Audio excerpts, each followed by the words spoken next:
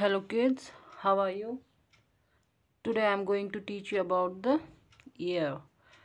Ears help us to hear. The ear has three main parts: outer ear, middle ear and the inner ear. तो ear क्या करता है? ear से हम सुनते हैं. ear के तीन parts होते हैं: outer ear, middle ear and the inner ear.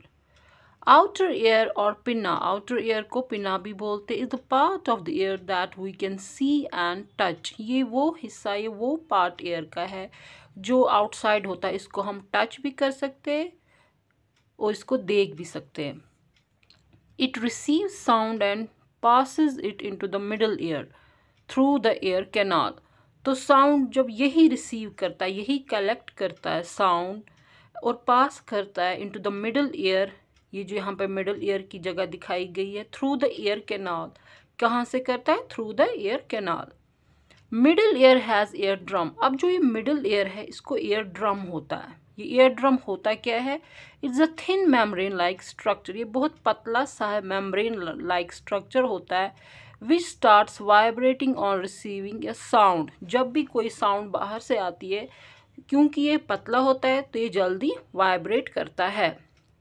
The ear drum is connected to three tiny bones. तो ईयर ड्रम जो होता है ये कनेक्ट होता है तीन स्मॉल बोन्स के साथ. The vibrations produced pass along these bones and enter into the year.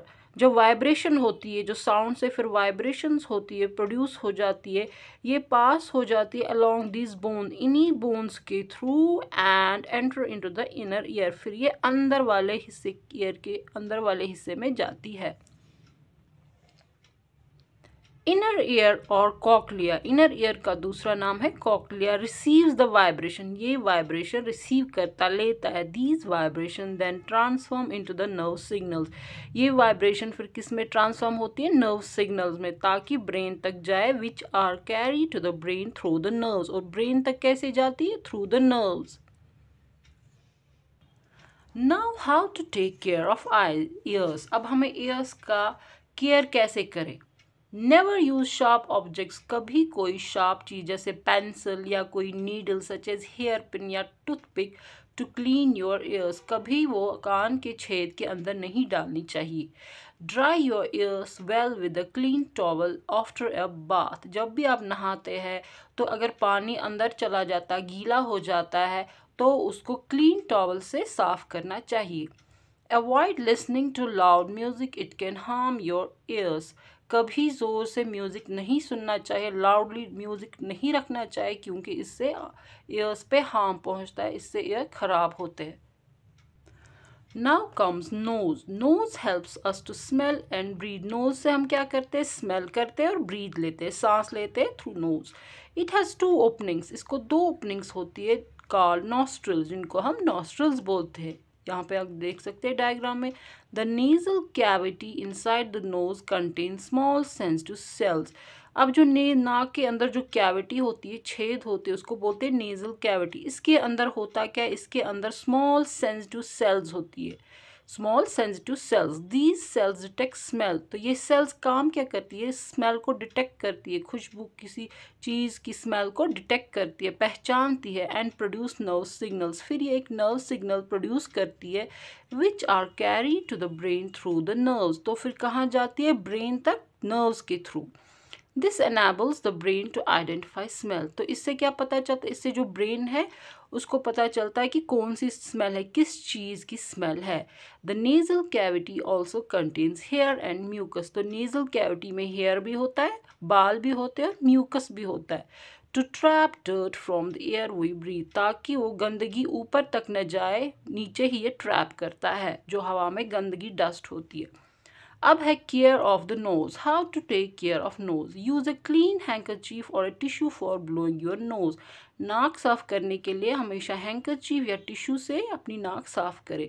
Never pick your nose. अपनी नोज को उंगलियों से साफ नहीं करें, नोज को हैंड से साफ न करें. If nose If your nose is blocked because of cold, inhale steam to clear it. Gently blow your nose. अगर आप जुकाम की वजह से आपकी नोज़ ब्लॉक रहती है, बंद रहती है, तो आपको क्या करना चाहिए, आपको स्टीम अंदर लेनी चाहिए, स्टीम के भाप अंदर लेने चाहिए, फिर आहिस्ता से अपनी नाक को ब्लो करना चाहिए। Now comes tongue. Tongue helps us to sense different tastes such as sweet, sour, bitter and salty. तो टंग से हम सेंस कर सकते हैं, महसूस कर सकते हैं बहुत सारे टेस्ट, जैसे स्वीट मीठा, खट्टा, कड़वा या नमकीन। It has small group of sensory nerves called taste buds. तो टंग के ऊपर होते small group of sensory nerves जिनको हम टेस्ट बर्ड्स बोलते हैं, which help in recognising different taste. तो इन्हीं टेस्ट बर्ड्स की वजह से हम पहचान सकते हैं different tests.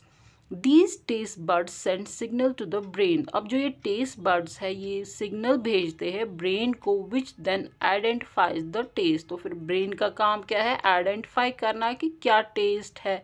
The tongue also helps us to speak and swallow food. तो टंग और किस चीज़ में काम आते हैं, टंग से हम बात करते हैं और खाना अंदर ले जा सकते हैं, जिसको हम swallowing बोलते हैं। Care of tongue. A dirty tongue can cause bad breath and mouth disease. Use a tongue cleaner to keep it clean.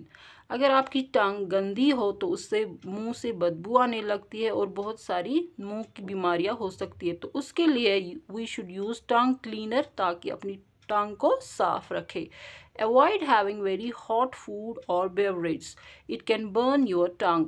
तो कभी गर्म खाना नहीं खाना चाहिए क्योंकि इससे आपकी टंग जल सकती है। गर्म चाय, गर्म कॉफ़ी, तो ऐसा खाना कभी नहीं खाना चाहिए जो ज़्यादा गर्म हो, क्योंकि इससे आपकी टंग जल सकती है।